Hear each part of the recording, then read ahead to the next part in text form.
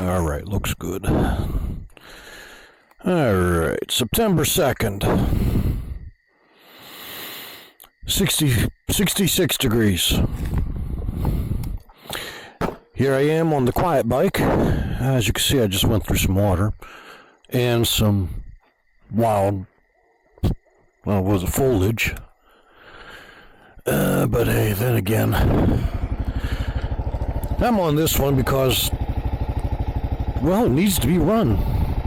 I mean, I got a battery tender hooked up to it, or the ability to put a battery tender to it, but I usually don't keep a battery tender on it. I think we'll go this way. Whoop. Well, unless I do this. There we go.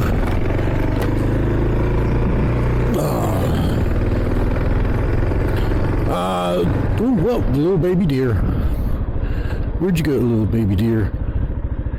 There he is. Oh, look at that. Mama and the little baby deer. Still has spots on it. Alright. Kind of want to say it was a waste of day, but it wasn't, because I spent a lot of time with family members. That's a good thing, right? And I did find the bearings. You know where they were? Right next to the Suzuki wheel. Almost like I put them there on purpose, you know? So I wouldn't lose them.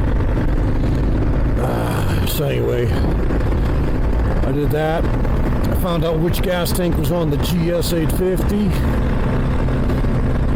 I'm going to try the white vinegar water rust dissolve and clean out the tank, because there's a little bit of surface rust in there. So tomorrow I'll pick up a gallon or two of white distilled vinegar.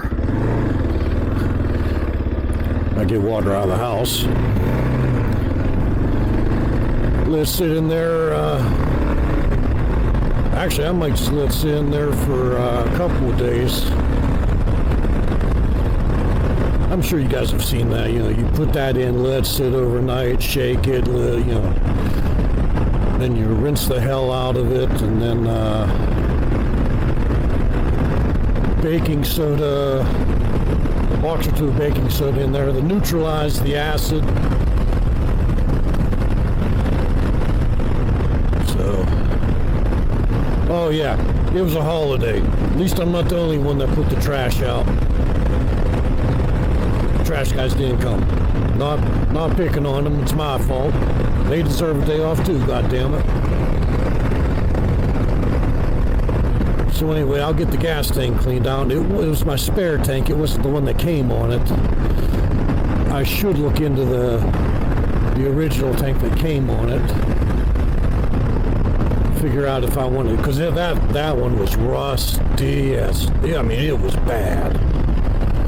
And this tank has a Pingle fuel petcock on, so I know it's going to flow more.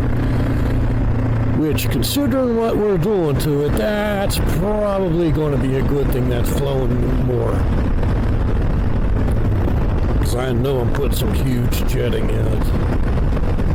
I mean, as it was before, if I had that little quarter, gas tank off of like a quad or a pocket race bike, and holds a little over a quart of gas. Well, I could go through that in like a mile. Me being on it, like on the back road, me just ripping on it,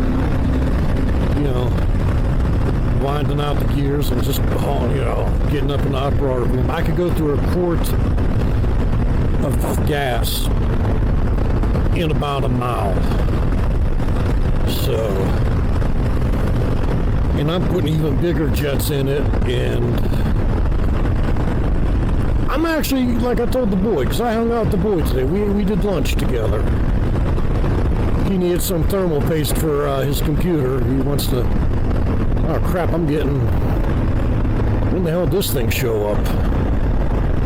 I don't even know what the 25, 30, I don't even know what the speed limit is through here. 25. That was my bad. He's going to reseat his heatsink on his GPU, graphics card, whatever you want to call it. So he needed some thermal paste, which I had an abundance from building a couple computers. We did lunch. And Jesus Christ, I forgot where we were going with this.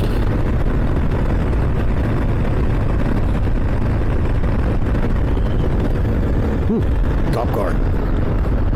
Burrow building. So what the hell was I talking about? Talking with him. Oh, yeah. I don't know if I'm going to use the oval K&Ns on them, because they got K&N for 2 carbs, K&N for 2 carbs. I don't know if I'm going to use those, or if I'm going to use the 4 individual pods, or kind of be like an asshole and ruin the bike, and well, it won't ruin it because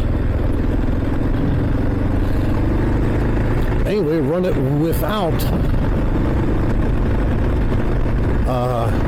filters, you know, like they used to do in the 60s and 70s on the higher performance bikes. Like I told him, I'm not going to be taking long trips on it. It's just going to be a short 5 miles tops beater bike as a plaything.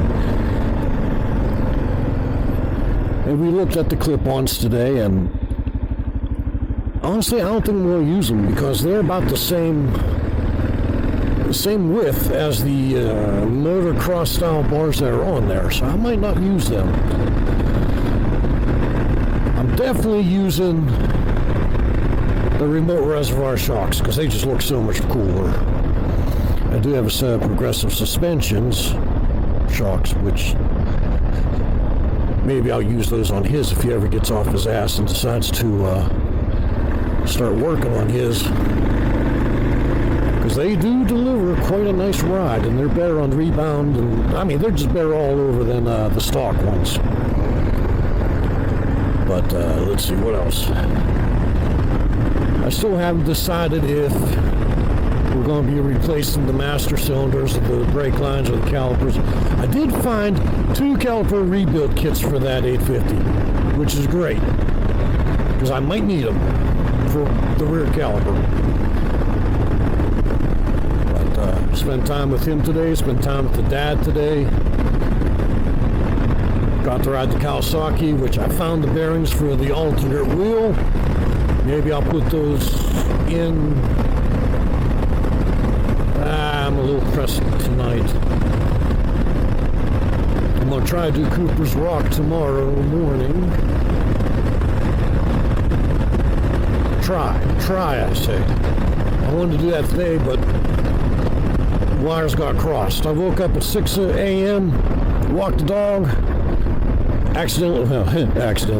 I laid back down, woke up at 10:30, thought the boy was coming over at 11, it was a little after 12, so there was like an hour and a half where I didn't do shit. My bad.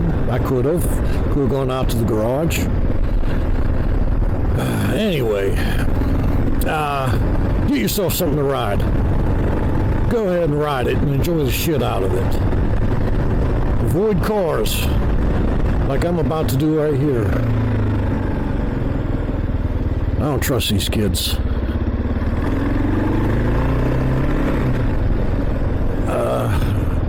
And I'll see you tomorrow. Later on.